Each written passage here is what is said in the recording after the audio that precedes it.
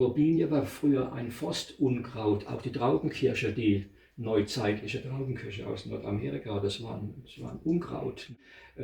Wie hat mal ein Zeitungsbericht des einen Leid ist des anderen Freud. Ne? Der Imker freut sich drüber, über die Robinie. Ja. Ne? Der Förster, hör auf. So, aber ich glaube, wir gehen. Gestern Abend, jetzt riechen sie es auch noch, meistens abends. Da duftet ganz Birkenheide auch mal drauf. Nach diesem süßlichen Geruch da. Ne?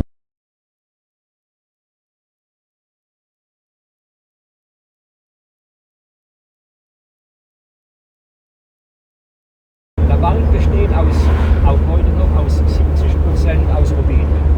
Und der Rest ist Eichenwald, Birken, Kiefer. Das sind so die 4 Bäume, die es hier gibt oder hauptsächlich gibt. Und jetzt kommt unten drunter alles, was Sie hier hellgrün und klein unten drunter sehen, ist die Traubenkirsche.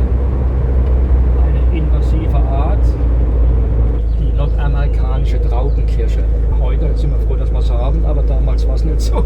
Kommt alles aus Nordamerika und wahrscheinlich auch bis nach Kanada.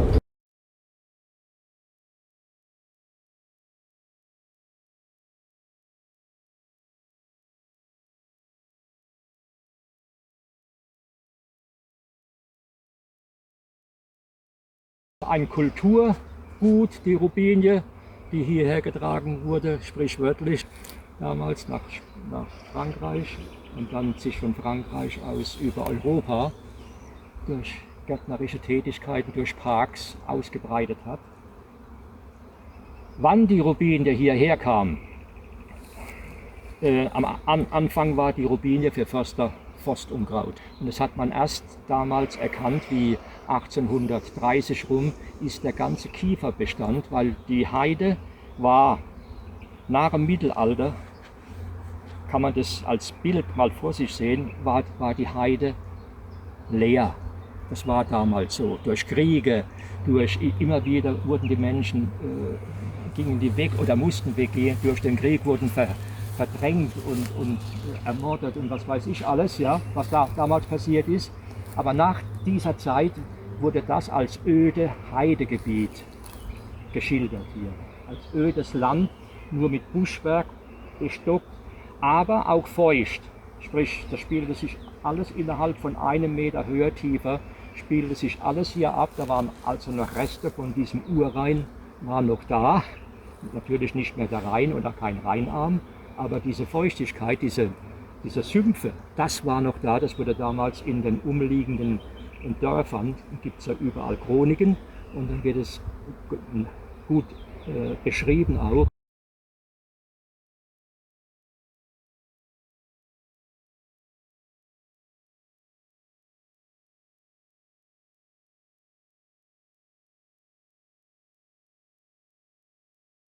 1840 ging der ganze Kiefernbestand ging kaputt, sprich da war so ein Schadinsekt, der Kiefernspinner, glaube ich, so eine Schmetterlingsraupe, die hat diese Kiefern ja, kaputt gemacht, sagt man auf Pfälzisch. Und dann daraufhin wurde der ganze Kiefernbestand oder größtenteils der Kiefernbestand abgeholzt und verbrannt. Und das war die Zeit, wo dann die Robinie hierher mehr hineingetragen wurde. Die war bestimmt schon vorher irgendwo da, ja, wild. Aber das war die Zeit, wo die Robinie hier Fuß gefasst hat, großflächig, mit diesen Eichenmischwald. Und zunächst wurden ja Eichen angepflanzt, Kiefern, Birken, das war so die Substanz hier. So entstand der Wald, dann kam dieses Schadinsekt und dann hat man die Kiefern zum Großteil abgeholzt.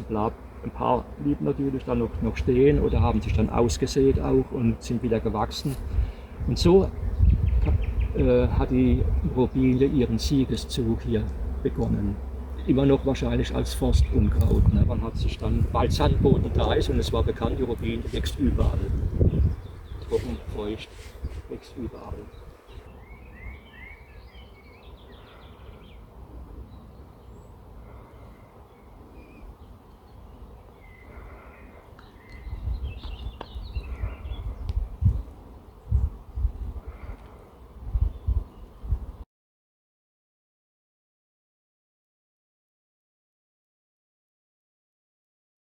Was können Bewohner tun? Sie können mehr Zeit verbringen,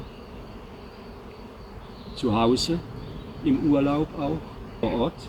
Wir haben hier die Gelegenheit, wir haben die Landschaft dazu und dann lernt man automatisch Tiere und Pflanzen, Einheimische hier kennen. Und so kann man sich reinfühlen von Tag zu Tag mehr. Man kann nachlesen dann auch, was man gesehen hat. Die Möglichkeiten gibt es ja heute tausendfach. Man kann eine Welt erleben, wo man nicht gedacht hätte, dass sie hier vor Ort auch so vorkommt.